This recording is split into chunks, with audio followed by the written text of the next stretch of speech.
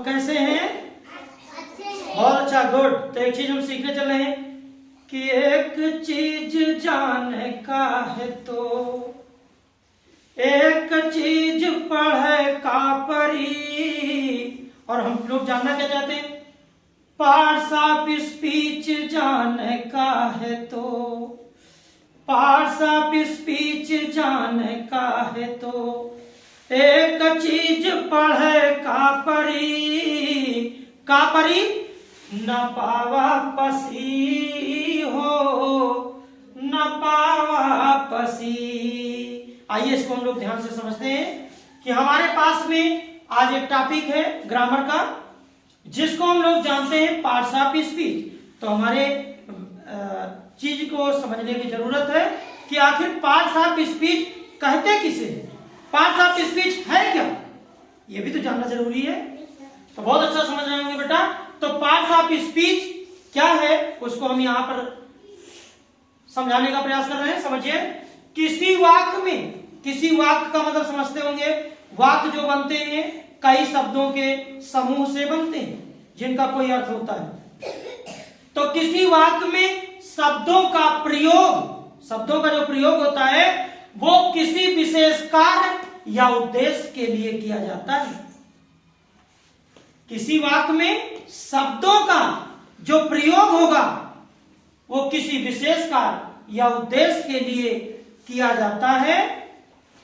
इसी कार्य या उद्देश्य के आधार पर जो शब्द होते हैं उन्हीं शब्दों को हम लोग पार्ट्स ऑफ स्पीच कहते हैं। इसको आप लोग याद कर लेंगे कि किसी वाक्य में शब्दों का प्रयोग किसी कार्य या उद्देश्य के लिए किया जाता है जिसे पार्ट्स ऑफ स्पीच कहते हैं। तो पार्ट्स ऑफ स्पीच में हमें किसी कार्य या उसके उद्देश्य को समझना जरूरी है। इसी पार्ट्स ऑफ स्पीच के कितने भेद होते हैं? 8 भेद होते हैं। और 8 भेदों को हम लोग एक सूत्र में अभी संगीत के माध्यम से पढ़ रहे थे कि पार्ट्स ऑफ स्पीच जाने का है तो एक चीज पढ़े का परी न पावा पसी हो न पावा पसी। बड़ा अच्छा समझ रहे हो बेटा आप लोग कि यहाँ पर एक एक अक्षर लिखे, 1 2 3 4 5 6 7 8, इसीलिए यहाँ पे 8 लिखा है। तो इसका पहला अक्षर यन है और यन का मतलब यहाँ पे नाउन। और नाउन में देखिए पहला अक्षर यन है, इसीलिए मैंने पहले यन लिख दिया था। पी से प्रोनाउन, इसीलिए वहां बेटा मैंने पी लिख दिया है। Adjective, verb, adverb, preposition, conjunction, interjection, ये पार्ट्स ऑफ स्पीच के कितने भेद हो गए? 8। फिर से एक बार बोले बेटा, पहले बार बोलूंगा आप लोग बोलना।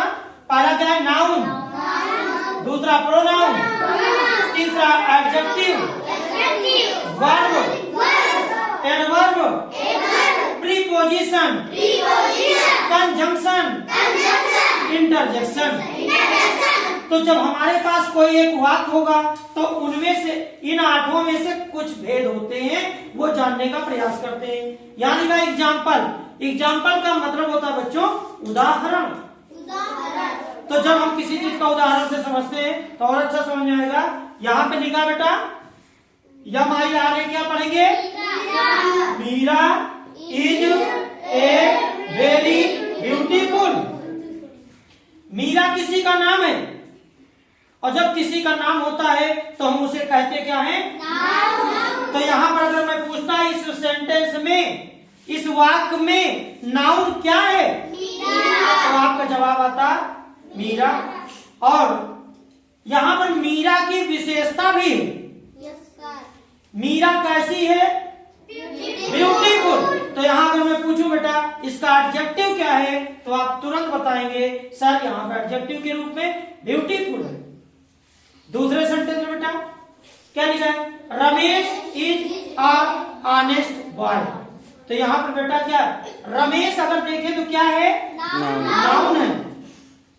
यहाँ पर बॉय भी नाउन है ना। और यहाँ पे जो ऑनेस्ट आया बेटा, ऑनेस्ट को मैं पूछूं कि क्या है तो इन 8 में से कोई ना कोई चीज है। तो ऑनेस्ट क्या हुआ? क्योंकि रमेश की यहाँ पर क्या बता जरा, और विशेषता बताने वाला शब्द यहाँ पर क्या होगा, एडजेक्टिव, विशेषण होगा। Very good. तो यहाँ ऑनेस्ट क्या है, एडजेक्टिव है। यही चीज हम लोग समझने का प्रयास करेंगे। इसी तरह से बेटा एक सेंटेंस और लिखता हूं और आपसे जानना चाहते हैं कि आप समझ गए कि नहीं। मान लीजिए यहाँ लिखा REKHA, क्या पढ़ेंगे, रेखा। रेखा। और हमने कहा इज ए गुड गर्ल।